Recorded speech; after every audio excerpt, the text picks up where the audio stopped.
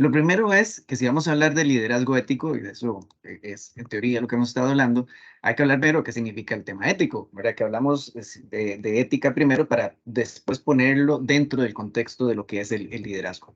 Y voy a ir con algunos ejemplos caseros, por decirlo así. Y el primero es hacer algunas preguntas, obviamente no me las pueden contestar, pero que se las contesten, perdón, ustedes mismos.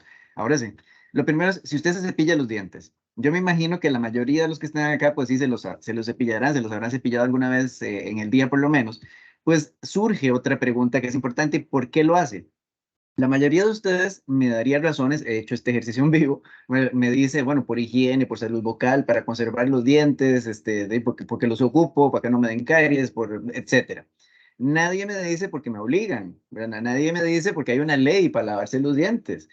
El tema es que después puedo hacer una pregunta que es importante y es ¿cuándo empezaste o por qué empezó usted a lavarse los dientes? Y usted me puede decir de que desde chiquitillo, en la casa le decían que se lo tenían que lavar. No fue que de adulto un día usted dijo, Mira, voy a empezar a lavarme los dientes". Fue un tema de educación, por decirlo así. Pero no era como, mira, si querés te los lavas, te obligaban. Dígame si no es cierto. Y muchas veces usted no quería lavar sus dientes y lo obligaban. Pero también tenían que explicarle por qué era importante. ¿Por qué es importante lavarse los dientes? ¿Cómo te ayuda? ¿Por qué es algo que hay que hacer en la vida? Porque si no, cuando usted crece, cuando usted se hace adulto, ya no tiene a la mamá o el papá encima, deja de lavarse los dientes. La educación es un proceso que se acompaña a veces de la obligación, pero una obligación que tiene que ir acompañada por deberes. Si yo le pregunto hoy día, ¿por qué si se dejaría lavar los dientes? Usted me dice que no, posiblemente me van a decir que no lo hace, no porque la mamá lo regaña, no porque lo castigan, sino porque usted tiene esas razones de fondo. Bueno, la ética va por ese lado. Sí, es un proceso educativo al final de cuentas. No se trata de ser perfecto, no se trata de andar regañando a las personas, sino que nos van diciendo algunas cosas con respecto a la conducta y uno interioriza.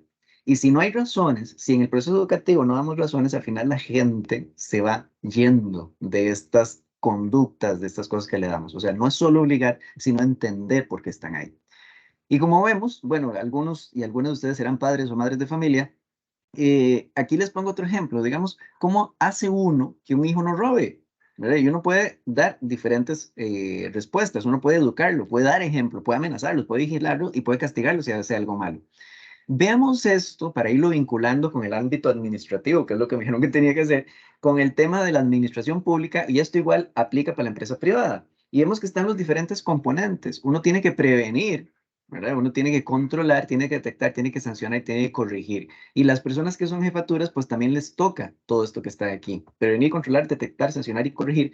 Y vemos que implica que hay que educar también a las personas, que tenemos que dar ejemplos si estamos en puestos de liderazgo, tenemos que amenazar en el sentido de advertir, que no suene tan feo, advertir cuando algo no se debe hacer y por qué. Tenemos que vigilar, nos guste o no, y tenemos también que castigar como administración cuando toca algo, hacerlo así. Si vemos, la ética se enfoca más en el tema de prevenir y corregir, corregir para no volver a cometer los errores, y el derecho, pese a que tiene todos los componentes, se concentra mucho en control, detección y sanción, ¿verdad? Igual tiene corrección, igual tiene prevención, pero la ética nos enfoca en lo que es, si lo ven, en educar, en dar ejemplo, en cómo prevenimos y cómo corregimos las conductas. Lo que pasa es que muchas veces en el ejercicio de la jefatura, que no es liderazgo, ahora lo decían, muchas veces nos quedamos en amenaza, vigilancia y castigo y nos olvidamos de los primeros dos componentes que son importantes y vamos a abordar hoy.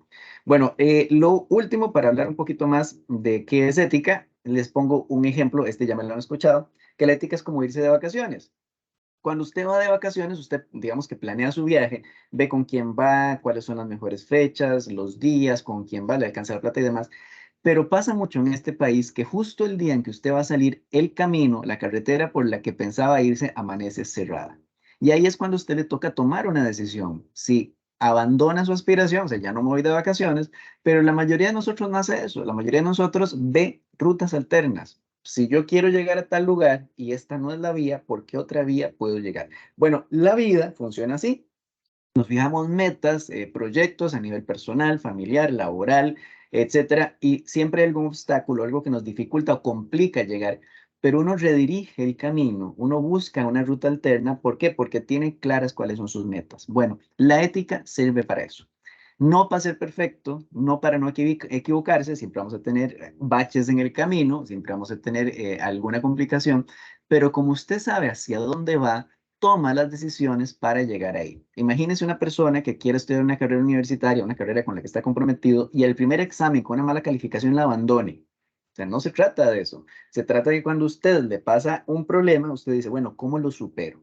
Y así es como vamos haciendo las cosas en la vida y en la ética. Y el segundo componente es que, por ejemplo, usted va para la playa y está a 200 metros de llegar y se encuentra una manifestación.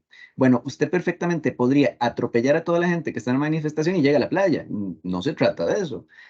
Cumplir mis metas, mis objetivos, también implica respetar a las demás personas. Así que vemos que la ética tiene todas estas dimensiones. Es un proceso de tomar decisiones. Se trata de respetar a los demás y también es un proceso de aprendizaje que dura toda la vida. Pongo esta definición de don José Luis López Aranguren porque me gusta mucho. Es una definición que la pone en la práctica. No es ética el estudio de la moral, que sí lo es, sino como algo vivo. ¿Por qué? Porque hablamos de ética, de etos, cuando hablamos de la personalidad que conquistamos a través de la vida. O sea, cada vez que usted toma una decisión, cuando usted tomó la decisión de seguirse lavando los dientes, aunque no se acuerde hoy día, cuando usted tomó la decisión de respetar a otra persona, cuando usted tomó cualquier decisión, va generando rasgos en su personalidad y se va construyendo como persona. Esto nos hace ver que la ética no es un producto acabado. No es como que en la casa me enseñaron valores y ya de adulto no. Por eso seguimos hablando de ética en la empresa, en la organización, en la institución, porque usted se sigue construyendo todos los días de su vida como ser humano y la ética en la toma de decisiones tiene que seguir estando presente. Y hago una introducción a algo que no iba a decir, pero lo comentaban ahora, que efectivamente la vida está compuesta por diferentes facetas, ¿verdad? Y siempre hablamos principalmente de que somos seres humanos, una vida personal, ¿verdad? Pero somos ciudadanos también, o sea, tenemos un contexto país, un contexto ciudad, y somos, en nuestro caso, personas trabajadoras. Y sí, efectivamente, son roles distintos, hay que saber las diferencias, pero seguimos siendo la misma persona. O sea, la discusión que teníamos ahora es un poco artificial. ¿Por qué? Porque sí, efectivamente, hay que reconocer que seguimos siendo la misma persona, pero con roles diferentes. O sea, lo que me pasa en mi trabajo me afecta en la vida personal, lo que me falta en la ciudad me afecta en el trabajo y demás, pero también tenemos que tener claro cuál es el rol, cuál es el comportamiento esperado en un ámbito o en otro. ¿De acuerdo? ¿Verdad? Para también articular esta vida que sea una sola, pero comprendiendo, por ejemplo, que yo no puedo tratar a un compañero de trabajo como mi compañero de mejenga o a una compañera como si fuera mi pareja. ¿Verdad? O sea, también hay que reconocer estas diferencias, estas distinciones y cómo se alimentan estos roles. Bueno, entro al tema del liderazgo. Cuando hablamos de liderazgo, podemos entender dos componentes que normalmente se citan. Uno es la confianza y el otro es el poder. El poder lo conocemos muy bien, nos aplasta constantemente. Ahora, el poder para que sea real tiene que tener legitimidad. Y eso es lo que muchas veces vemos como con nombramientos, ¿verdad? La jefatura la nombra. Usted es el jefe, usted es el líder del proyecto, usted es la persona a cargo. Ahora, tiene la capacidad de dar consecuencias. Es la persona que te da castigos o recompensas, la que te prueba las vacaciones, la que te felicita, la que te asigna tareas y demás. Y normalmente es referente. O sea, cuando alguien le pregunta, bueno, ¿aquí quién manda? ¿Aquí quién es el jefe? ¿A quién? Y vuelven a ver a alguien. Ojo, y muchas veces, y es cuando vemos que no necesariamente jefatura es el líder, cuando hacen alguna pregunta vuelven a ver a alguna persona que no es el jefe, pues el que sabe para dónde van. ¿Verdad? Entonces el liderazgo no necesariamente está relacionado con un puesto en sí mismo. Ahora, el liderazgo tiene que también tener el tema de la confianza. O sea, no es solo que yo dé órdenes, no solo el tema de que yo mande porque me dieron esa autoridad, sino que yo tengo que ser una persona íntegra. Acuérdense que íntegra quiere decir no compuesto, sino que está completo, que no le falta nada. Una persona competente, no digo, ahí cuando dice competencia, no piensen que está compitiendo, sino que sabe hacer lo que tiene que hacer, no solo en la materia del cargo, no solo en el tipo de oficina que está, sino como jefatura, que a veces eso cuesta mucho porque nunca nos enseñan a ser jefes. Nos dan materias y cursos de todo lo que usted quiere, pero ser jefe es muy difícil. Hay un componente de actitud, ¿verdad? Hay un componente de quién soy yo, pero también hay que mejorar, hay que afinar esas asperezas para convertirse en un buen líder. Y ahorita llegamos a eso. Hay que tener lealtad con el grupo. O sea, si vos querés que tu gente confíe en vos, tenés que ser leal con ellos, con ellos. Eso no quiere decir encubrir, no quiere decir ser complaciente, sino ser leal. Y bueno, hay que tener apertura, que las personas que están a cargo de vos también sepan que pueden llegar a hablarte, que pueden llegar a decirte y que no por eso va a ser el fin del mundo o que no lo vas a escuchar. Ahora, liderazgo, lo hemos escuchado siempre, podemos verlo desde diferentes perspectivas. Hay líderes positivos o negativos. O sea, hay líderes que construyen y otros que andan viendo cómo quemar la casa, cómo quemar la empresa, cómo quemar la industria, y siempre va a haber gente que siga ambos tipos de liderazgo dependiendo de lo que tengan en su cabeza, dependiendo cuáles son sus objetivos, dependiendo de la percepción que tienen de la organización. Ahora, hay líderes individuales y colectivos. Por ejemplo, puede ser una persona, puede ser una junta directiva, puede ser un consejo, puede ser, ¿verdad? Hay que saber que el liderazgo no necesariamente implica una sola persona, sino que a veces es un conjunto de personas que lo ejercen. Y como lo veíamos, puede ser formal o informal. Cuando hablamos de formal, es que está establecido. Uno sabe quién es y tiene el nombramiento y tiene ahí lo que usted quiera, el gafetito y el titulito de jefe.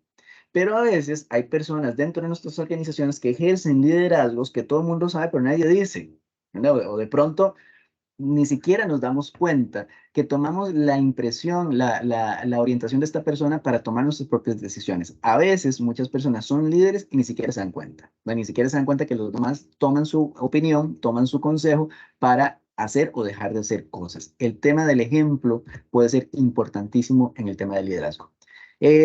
Don Emilio nos da una definición de liderazgo. Yo traje esta otra, ¿verdad? Hay muchas formas de definirlo, pero esta me sirve para algo que vamos a hacer ahora. Decía Nordhaus que un liderazgo es un proceso mediante el cual un individuo, ya sabemos que hay grupal, pero dejémoslo en individual para ahora, influye en un grupo. O sea, aparte de ser líder de uno mismo, hay que liderar a otras personas. Y la idea es que buscamos un objetivo común, tenemos un norte común. Vean la relación que empezamos a ver con la ética, como cuando yo les dije que cuando uno va de vacaciones tiene una meta. Yo quiero llegar a la playa. Bueno, ahí está tu objetivo y eso va a orientar las decisiones. En el liderazgo también. Los liderazgos también tienen que tener un norte común. Ahora, vemos que está compuesta esta definición. El liderazgo es un proceso, implica influencia, se produce en grupos y tiene objetivos comunes. Metámosle liderazgo a esta cosa, ¿ok? Es un proceso, no un estado. O sea, muchas veces hay gente que cree porque la nombraron jefe, ya está, no tengo que hacer nada más y nada más es rascarme la cabeza y mientras los demás trabajan. ¿Sí? Es un proceso. Ser líder implica que hay que seguir trabajando, ¿verdad? Y ahora con más responsabilidad que otras personas, ¿verdad? Es un proceso en el que nos metimos y del que somos responsables. Igual que la ética es un proceso. No es que usted ya le dieron una formación en su casa y ya de adulto no ocupa que lo formen. No, no es que usted ya lo nombraron como líder o como jefe, ya no, usted tiene que seguir trabajando en esto.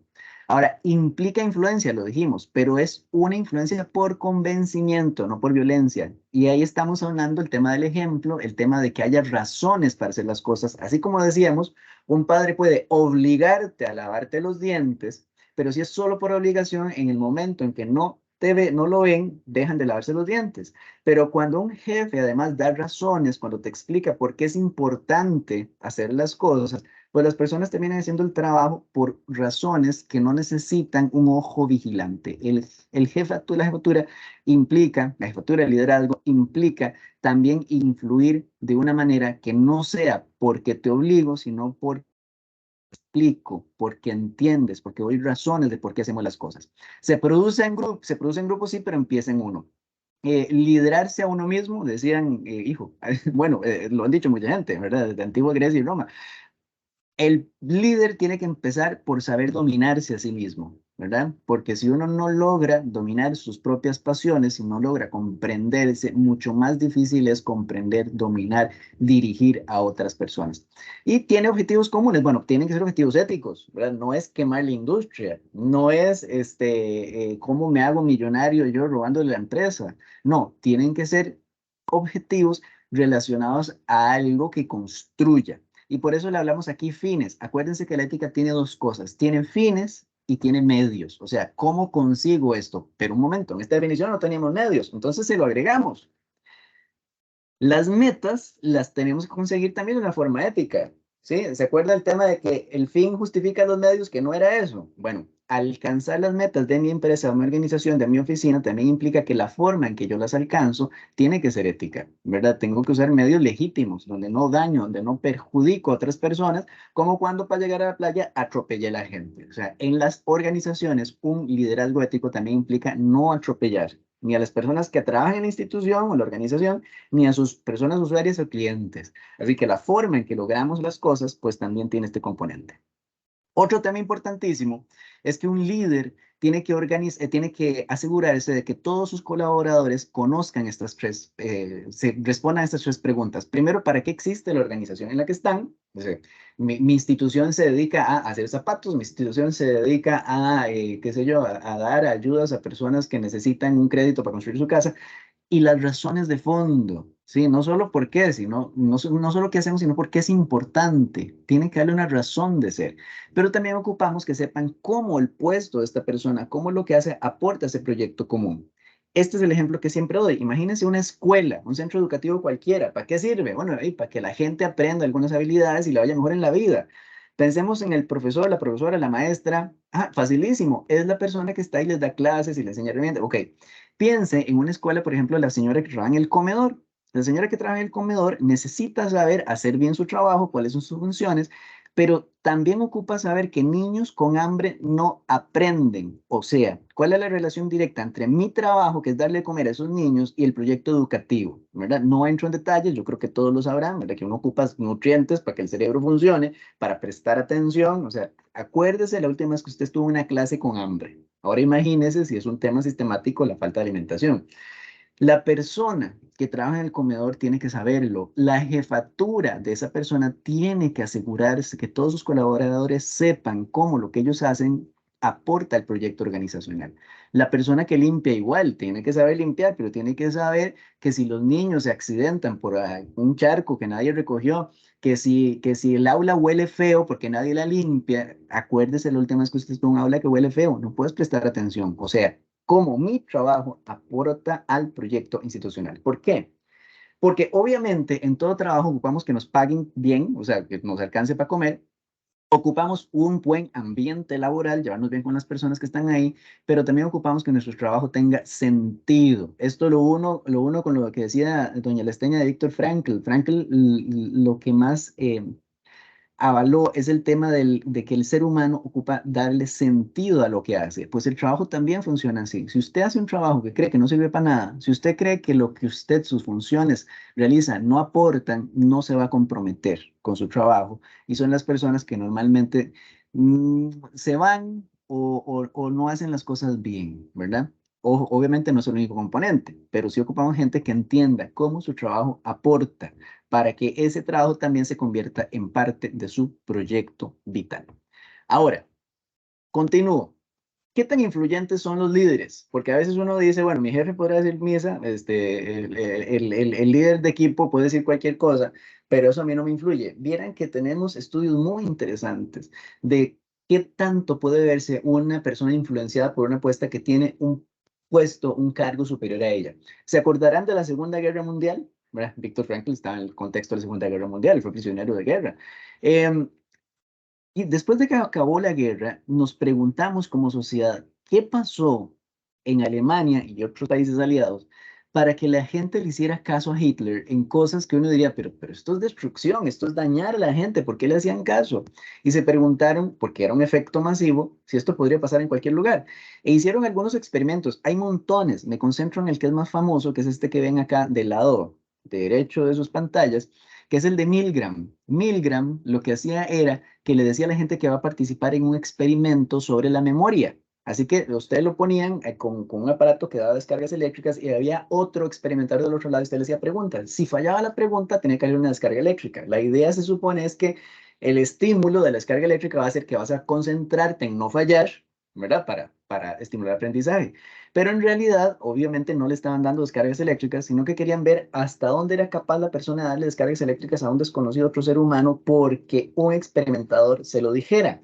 Hoy día este tipo de experimentos no se podrían hacer, o por lo menos no tan a la libre, pero bueno, en esos años, estamos hablando de los 60, sí se hizo. Y era muy interesante porque la persona fallaba a propósito, entonces le dan una descarga y cada descarga iba subiendo, 10 voltios, 15 voltios, 20 voltios, 200 voltios, se iba hasta que el mismo aparatito te decía, cuidado, la siguiente descarga puede ser letal.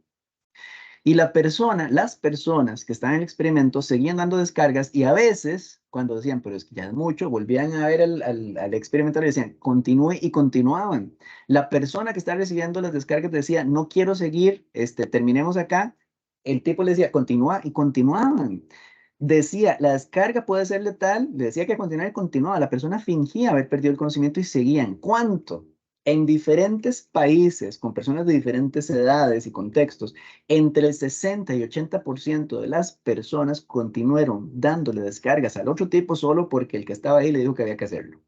Muchos de ustedes dirán, a mí eso no me va a pasar, ¿verdad? Yo jamás haría eso. Bueno, créanme que esto se ha hecho muchas veces y nos hemos dado cuenta que la gente lo sigue haciendo. ¿Por qué?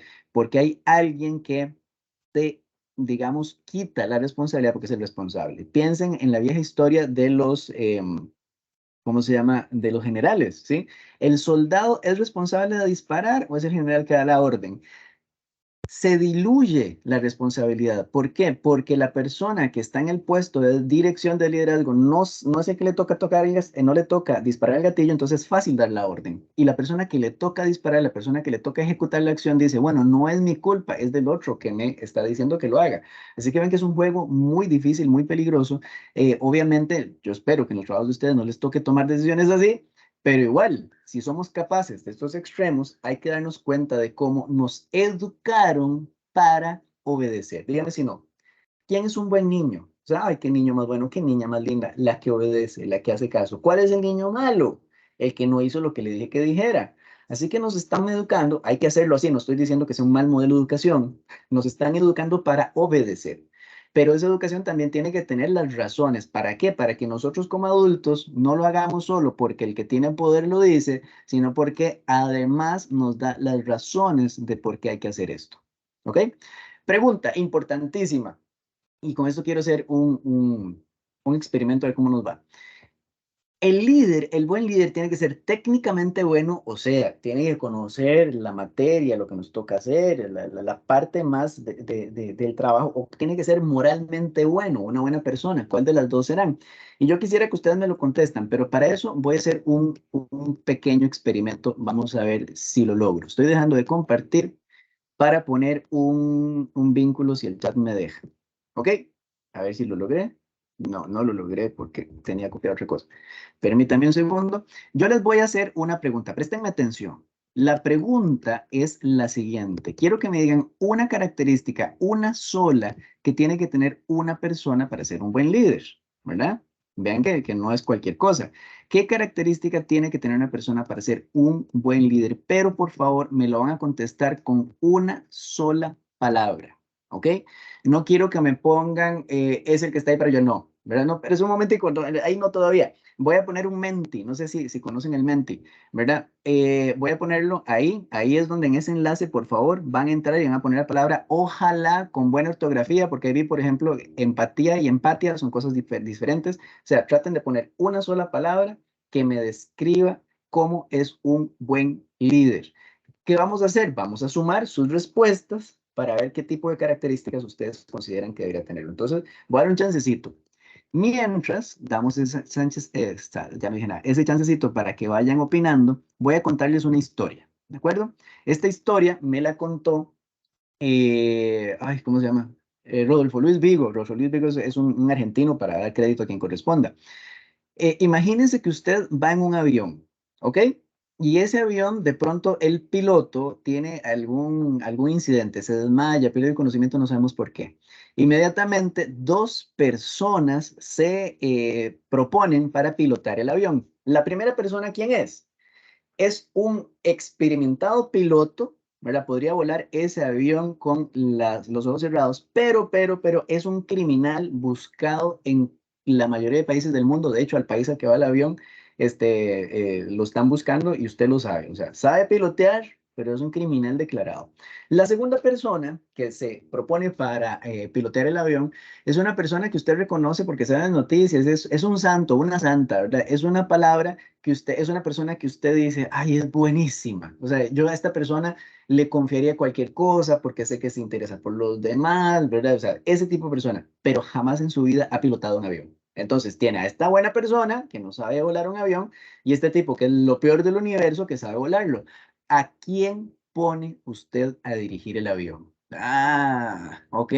Ya piénselo, yo sé qué harían. Déjeme ver cómo nos fue con la votación hasta ahora. Voy a proyectársela si me deja el aparatico para ver sus opiniones. Y siguen votando, lo cual me parece maravilloso. A ver, ahí está.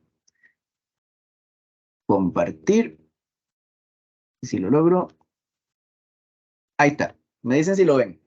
Ahí todavía se mueve porque siguen apuntando sus palabras. Ven qué interesante.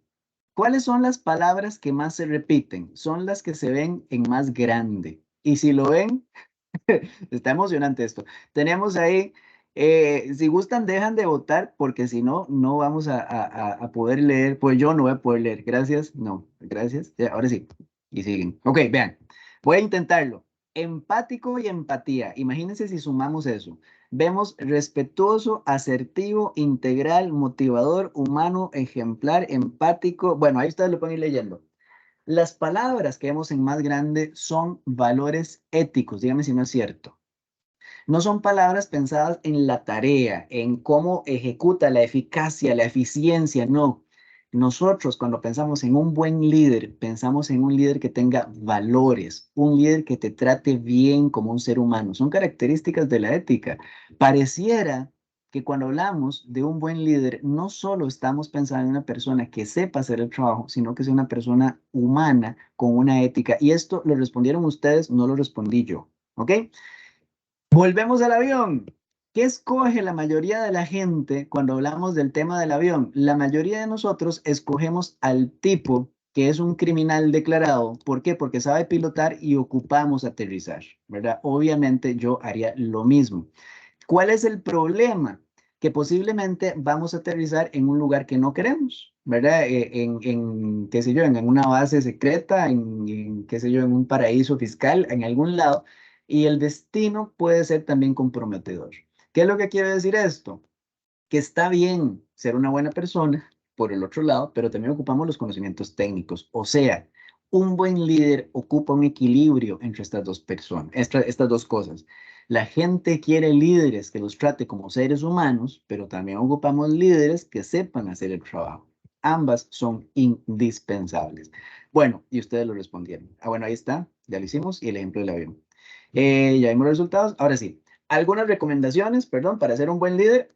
Primero, un líder orienta a las personas, no da órdenes, sino que te sugiere por dónde ir. Obviamente, tiene que dar órdenes de vez en cuando, pero hay momentos donde puede escuchar y orientar y no necesariamente dar una orden. De pronto pueden haber ideas que nos permitan llegar por un camino. A veces hay dos caminos, hay tres caminos y las personas que trabajan para vos pueden escoger el camino, no el que vos digas, ¿verdad? Hay que respetar diferencias, creencias y capacidades. Y aquí entramos, a una de las cosas que decían ahora, mínimos y máximos. John Rawls era un filósofo norteamericano. De hecho, Adela Cortina, muy conocida por ustedes, retoma para hablar de este tema. Él habla de la ética de la justicia y ética de la felicidad. Adela nos habla de mínimos y máximos. ¿Verdad? Hay que respetar las diferencias siempre y cuando tengamos un mínimo común, ¿verdad? Nos hablaban ahora de las religiones. El hecho de que una persona en nuestro equipo de trabajo tenga una religión u otra o no tenga ninguna, sea un ateo declarado, eso se respeta, ¿verdad? Siempre y cuando haya ese mínimo de convivencia que está en los derechos humanos, en el diálogo y demás. O sea, por ejemplo, una persona que te diga, en mi religión, yo voy todos los domingos a culto, no hay ningún problema, es decisión de la persona, es su proyecto de felicidad. Pero una persona que diga, no, mi religión me hace tirar a niños de edificios de 5 pisos todos los fines de semana, ahí de pronto uno dice, aquí hay algo raro. Así que los proyectos de felicidad pues tienen que respetar unos mínimos de construcción común. Así que la jefatura pues también tiene que hacer esas diferencias o esas distinciones en el trabajo. La gente puede tener sus creencias, sus capacidades y demás, pero también que hay que respetar y también hay que definir unos límites claros por donde vamos a ir. El líder sirve a su equipo. Hay un video muy vacilón, ahí encontrarán en internet donde está el que se monta en la carreta para que lo lleven, pero el líder correcto es el que también empuja la carreta con el resto, ¿verdad? El líder también sirve a su equipo, también le ayuda, también coopera, no solo está ahí para que los demás hagan. Tiene que ser justo y esto es importantísimo. ¿Por qué? Porque a ustedes les va a pasar, los que son jefaturas, los que tienen puestos de liderazgo, que hay personas, bueno, esto nos pasa a todos, de su equipo de trabajo que te caen mejor que otras. Y eso no es pecado. O sea, yo sé que algunos compañeros se llevan mejor que otros, yo sé que el jefe le cae mejor a esta persona, eso está bien, es normal, pero también tenemos que ir más allá de esas afinidades. ¿Por qué? Porque eso no implica que me caiga mejor una persona, le voy a dar más permisos. ¿Verdad? O la voy a evaluar mejor, o este que me cae mal, o que no nos llevamos bien porque piensa diferente, le voy a poner los trabajos más feos. Sea, ser líder también implica conocer cuáles son nuestras subjetividades, ¿verdad? Hay que reconocerlas para también poder proponer o sobrepasar a ellas. Hay que ser honestidad en actos y palabras, eso es la congruencia que ya hablábamos hace rato, ¿verdad? Un buen líder pues también hace lo que dice y dice lo que hace y crea unión en el equipo. O sea, no es el que anda buscando que se crea una diversidad de opiniones y criterios y que si los mantengo peleando entre ellos no van a tener problema conmigo, sino que trato de mantener una unidad. Evidentemente, como decíamos, va a haber gente que se lleva mejor con otras, eso está normal, pero que puedan respetarse entre ellos como un mínimo. Y esta es una guía para toma de decisiones. Abajo está la dirección por si alguien quiere entrarle a más detalle. Pero cuando a usted le toca tomar una decisión como líder o igual a cualquier persona, puede hacerse estas preguntas. Primera, estaría feliz si esta decisión apareciera en noticias mañana. Esto lo he dicho muchas veces. Si usted tiene dificultad en que su decisión se haga pública, debería revisarla, ¿verdad? Una decisión que no se puede mantener a la luz y a la sombra tiene que tener un proceso de revisión. Ahora, hay que ver si hay alguna regla universal que aplique en este caso. ¿Qué quiere decir eso? Que esta decisión está bien si la tomo yo o está bien si la toma cualquier otra persona. O sea, cualquier otra persona que estuviera en este puesto tomaría la misma decisión. Esto es lo que Rawls llamaba, la posición original, ya se me olvidó, ¿verdad? ¿Qué quiere decir? Yo tengo que ponerme en la posición de la persona que va a salir peor perjudicada cuando toma la decisión y decir, lo aceptaría. Cuando uno hace este tipo de juegos, de este tipo de toma de decisiones, pues le ayuda a distinguir mejor qué decisión tomar. Ahora hay que ver si el resultado es bueno, ¿verdad? Eso creo que es evidente. Pues, tendríamos que pensar qué pasaría si toda la gente hiciera lo mismo. Pensemos en un ejemplo fuera del trabajo. ¿Qué pasaría si toda la gente decidiera y respetara la luz roja del semáforo? O sea, la ciudad sería un caos. ¿Qué pasaría si en el trabajo todas las personas se brincaran los procedimientos? ¿Qué pasaría si todas las personas dieran permiso para quebrantar el horario cuando den las ganas? ¿Qué pasaría si todo? Y si uno dice, esto no se sostiene, si todo el mundo hace lo mismo, ahí tiene un criterio para tomar su decisión. ¿Cómo afectaría esta decisión en mi carácter a largo plazo? Acuérdense la definición de Aranguren, cada decisión que tomamos va afianzando nuestra forma de ser y si uno empieza a tomar decisiones injustas, pues te vas convirtiendo en una persona injusta. Si uno va tomando decisiones que más bien busquen respetar a las demás personas, pues te vas convirtiendo en una persona respetuosa. Y lo mismo pasa en la organización. Acuérdense que las organizaciones son, al final de cuentas, la suma de muchas personas. Ahora, esta acción propuesta, esto que voy a hacer, esta decisión que voy a tomar, es congruente con mis valores y principios. No vamos a hablar ahora de distinción de valores y principios. Para fines prácticos, tomémoslos como sinónimos. Piense en su proyecto de vida, ¿sí? A nivel personal, familiar, laboral, ciudadano. Bueno, yo quiero ser un buen papá, mi trabajo sirve para tal fin, ok. ¿Qué valores ocupo para alcanzar ese proyecto de vida? Usted va a sacar una lista de valores que usted tiene que tener, así como hicimos, cómo es un buen líder. Piense usted cómo es un buen yo, cómo es un buen usted, y va a ser una lista de valores, póngase poquitos, no se complique mucho, unos 5 valores, y dice, estos valores. Ok, cuando va a tomar una decisión, agarre esa lista de valores y diga, si tomo esta decisión, estoy siendo, digamos que puse justicia, estoy siendo justo, ya ahí, no, estoy siendo solidario, no sé. Y esa lista de valores escogidos con tu proyecto de vida te va a ayudar a tomar decisiones. Son unos tips por aquello, si a alguien le interesa, los puede asumir. ¿Ok? Y ya casi para finalizar, quiero hablar de este tema de cómo se hace un líder, ¿ok? Ahora sí voy a hacer la distinción. Ya dije que tratamos como sinónimos, ahora los vamos a distinguir entre principios, valores y virtudes. Ojo, hablo desde la ética, porque uno piensa que hay principios matemáticos, hay principios filosóficos, ¿verdad? O sea, se habla de principios de la ética, igual valores y virtudes, porque hay virtudes cardinales y demás. Ok, desde la ética propiamente. Mm, a veces nos confunden porque vemos documentos y dicen nuestros principios son estos y uno dice el principio está la justicia, pero mi valor es la justicia, entonces ¿dónde está? Déjenme explicarles por qué se nos complica mucho esto. Bueno, algunos ya lo tendrán clarísimo. Si yo hablara, por ejemplo, de la sinceridad, y ustedes dirían, es un principio, un valor, una virtud. La pregunta que tendría que hacerse uno es, ¿desde dónde la estoy enfocando? Por ejemplo, si yo les pregunto a ustedes, ¿la sinceridad es importante para que la sociedad subsista? Estaría preguntando por ella como un principio. No quiere decir que todo el mundo sea sincero, quiere decir que todos reconocemos que es importante que exista sinceridad.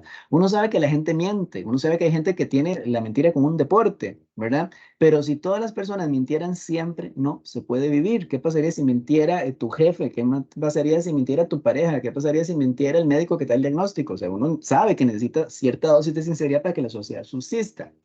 Cuando hablamos de valores, cuando usted dice, ese principio yo lo quiero poner en práctica, cuando usted toma la sinceridad y dice, voy a ser una persona sincera y le digo a alguien la verdad, ojo, sincera, no grosera, ¿verdad? Cuando le digo a alguien la verdad, pues estoy aplicando ese principio como un valor. O sea, en resumen, un valor es un principio aplicado. Vean qué fácil se dice. Ponerlo en práctica es otra cosa, pero se dice fácil. Y ahora, las virtudes es lo más complejo. ¿Por qué? Porque una persona que tuviera la sinceridad como una virtud es la persona que va a ser sincera siempre, aunque le cueste una amistad, aunque le cueste el trabajo, aunque le cueste la vida. No digo que lo hagan, digo que eso es. La virtud de persona la tiene tan incorporada, es parte de ella y no puede dejar de ponerla en práctica. O sea, la virtud es un valor encarnado. Ujú. Virtud, valor encarnado, valor, un principio en práctica, y el principio es esa idea universal de cómo deberíamos comportarnos como seres humanos. Bueno, esto lo explico básicamente para decirse, usted quiere ser un líder, hágase la listica de los 5 principios o valores que dije hace un rato, o una diferente, ¿verdad? Bueno, yo quiero ser un buen jefe, yo soy jefe, yo quiero ser un buen líder aunque no sea jefe, y hágase la listica de esos principios, ¿ok? Y usted dice, ¿cómo hago para profundizarlo, para ser más honesto, más leal, más sincero? ¿Cómo hago para ejercitarme? Pues fácilmente, como hacer ejercicios, póngalos en práctica. ¿Cuánto? Todas las veces que sea necesario.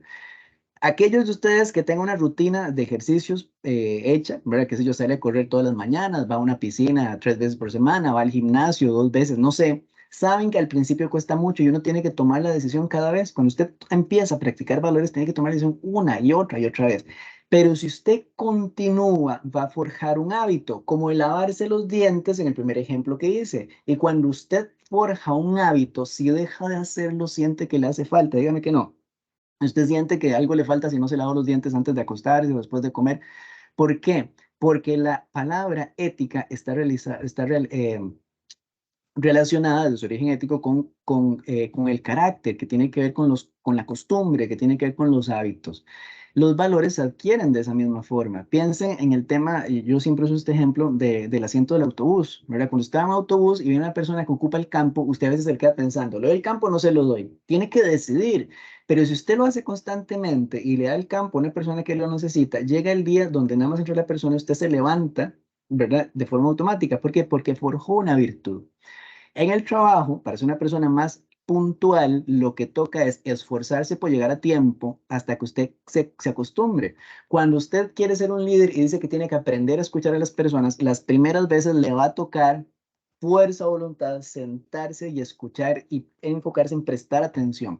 Pero si lo hace constantemente, va a hacérsele algo natural y usted va a aprender a escuchar a las personas. O sea, forjen virtudes. Si quieren ser líderes, describan, busquen cuáles son esos principios y pónganlos en práctica. Y bueno, esto es lo último, y ya con esto voy cerrando, que es para hablar de la motivación. McKillen decía, esta es una teoría viejísima, pero sigue vigente, oh, ¿por qué? Porque él decía que las personas nos motivamos por 3 cosas. Ser líder, ¿se hace? ¿Cómo es? ¿Se nace o se hace? Bueno, hay una parte que es innata, después nos toca trabajarla. Esta es la parte innata. Algunos de nosotros nos encanta la afiliación. ¿Qué quiere decir eso? Buenas relaciones, llevarnos bien con la gente. Esos son los líderes, por ejemplo, que se interesan por tener un buen ambiente laboral.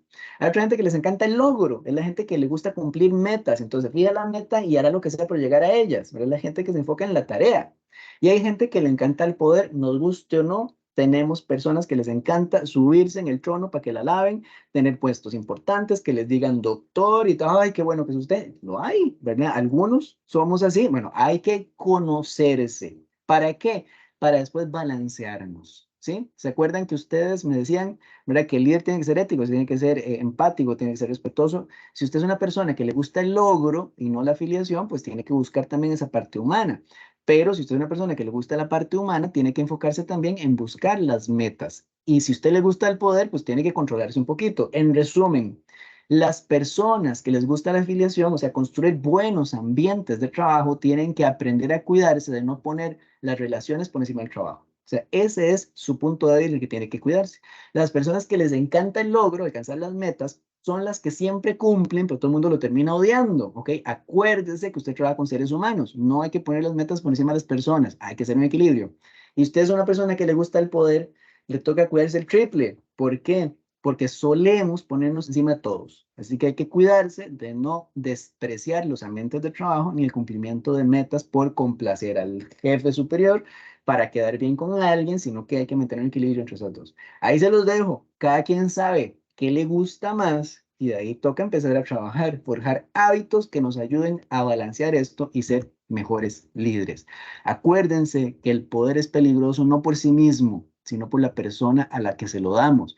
Y si usted se conoce y aprende que de pronto a usted le gusta el poder, ¿verdad? Que un puesto de jefatura, liderazgo, como quiera llamársele, obviamente se puede ser jefe sin ser líder y lo contrario, como ya dijimos, pues tiene que saberse cómo es para mejorarse, para afianzar las características que le ayudarían a que eso no le pase. Y bueno, en resumen, acuérdense, para ser un buen líder, un líder ético, primero tenemos que ser una buena persona. Eso sería y me pongo a su disposición para las dudas, consultas, reclamos, sentimientos reprimidos, todo lo que haga falta, estoy a sus órdenes.